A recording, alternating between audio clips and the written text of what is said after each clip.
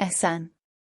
मेरा घर एक बहुत खूबसूरत और सरसब्ज इलाके में है, जहाँ फूलों से लदे हुए दरख्त और खुशनुमा पौधे हैं।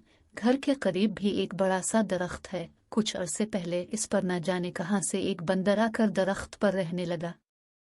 महल्ले के बच्चे इससे बहुत खुश रहते, क्योंकि बंदर ने कभी उन्हें तंग नहीं किया, बल्कि अपनी नित नई शरारतों से वो बच्चों का दिल बहलाता।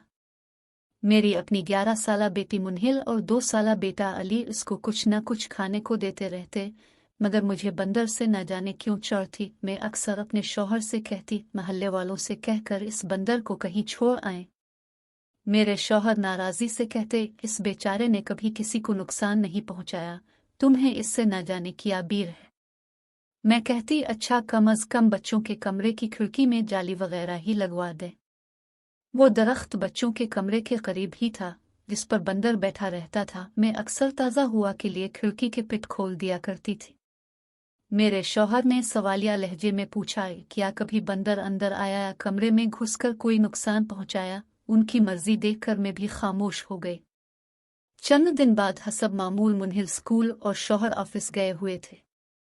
अली सो रहा था और मैं बावर्ची खाने के कामों में मसरूफ थी कि अचानक अली के चीखने की आवाज़ आई। मैं फौरन कमरे की तरफ भागी। कमरे का मंजर देखकर मैं सकते में खड़ी रह गई। इस मंजर ने मुझे अपना एक मनफी ख्याल हमेशा के लिए बदलने पर मजबूर कर दिया। बंदर ने तकरीबन 2 फीट का सांप दाम से पकड़ रखा था और उसका सर फर्श पर पटख पटख कर मार रहा था। कुछ ही देर में सांप बेजान हो गया।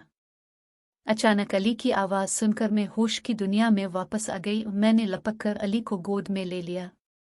बंदर ने सांप को हाथ में पकड़ रखा था। उसने खिड़की से बाहर छलांग लगाई और बाहर रखे कूड़ेदान में सांप फेंक कर दोबारा दरख्त पर बैठ गया। अली ने बंदर को देखकर तालियां बजाईं। बंदर ने अली को खुश देखकर दरख्त पर कूदना शुरू कर दिया। मेरी आंखों में तशक्कुर के आंसू थे।